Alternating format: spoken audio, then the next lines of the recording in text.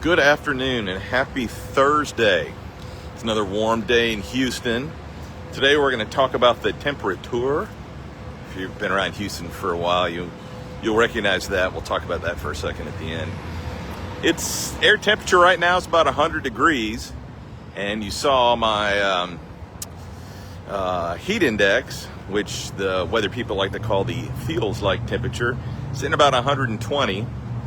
And the wet bulb temperature is about 80 degrees Fahrenheit. Sorry guys in Canada, I haven't converted that yet.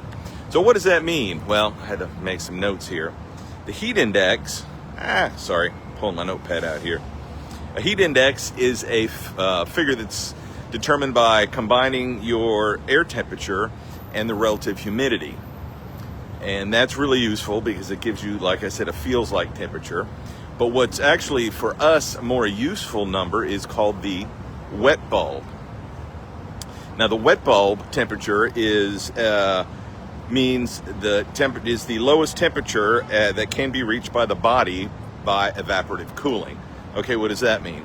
Well, that means that's about as cool as you could possibly get by sweating and evaporating off you.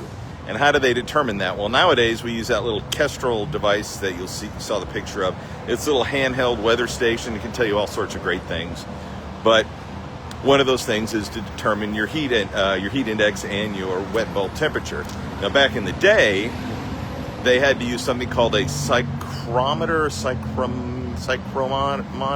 It's a thermostat that had a little sock on the bottom of it, and you dip the sock in water, and you just spin it around until all the water evaporated off of it. And since evaporation is a cooling process, it would drop the temperature in that thermometer, and then you'd read that, and that'll give your wet bulb temperature. And often they had two thermostats on it. One was dry, one was wet, and you spin them around and you compare the two.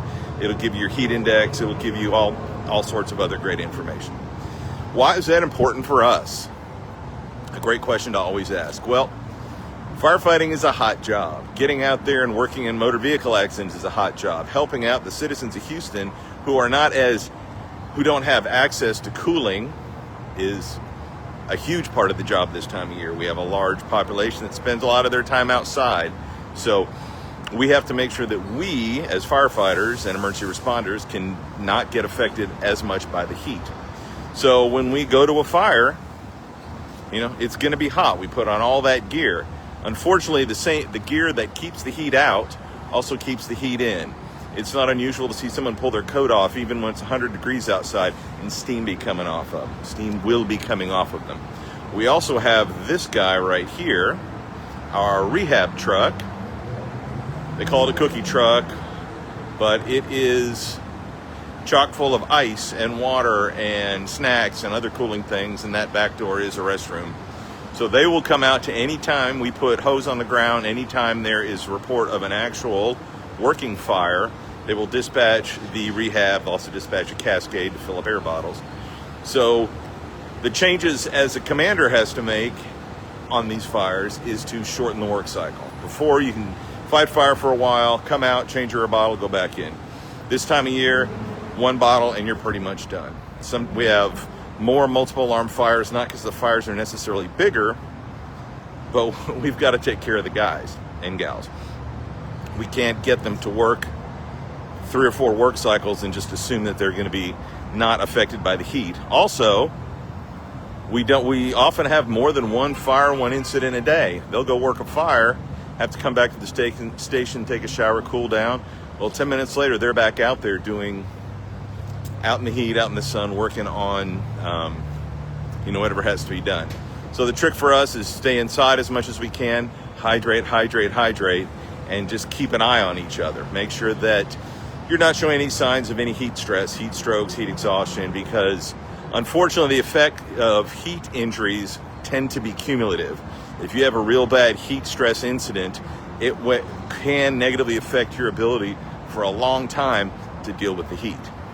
So, speaking of temperature, it's kind of a big circle to get back to that, but anybody who knows who Frank Beard is, he was the drummer for ZZ Top. He passed away a few days ago. So 2 out of 3 of the greatest band to ever come out of Houston and probably Texas passed away. So I think ZZ Top is done. you're familiar with their music, they did a song called LaGrange. Great song, probably their magnum opus. Wonderful. And it's about a little town outside in Texas, central Texas, called LaGrange.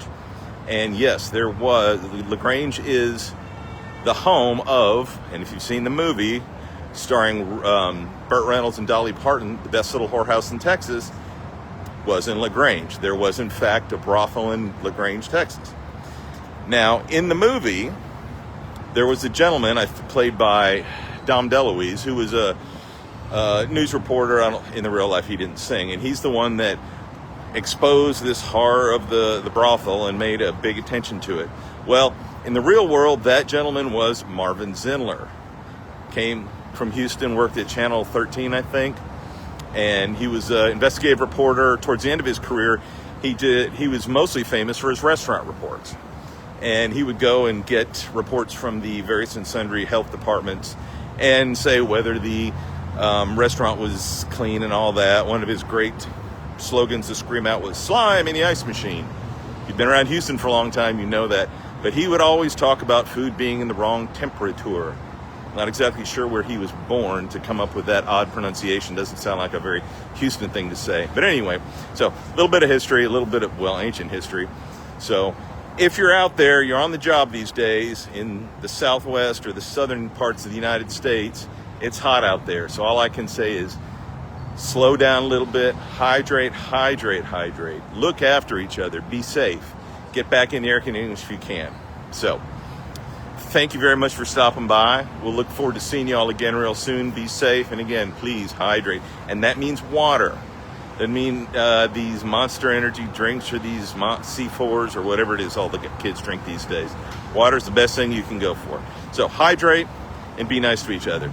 Thank you. We'll see you next time.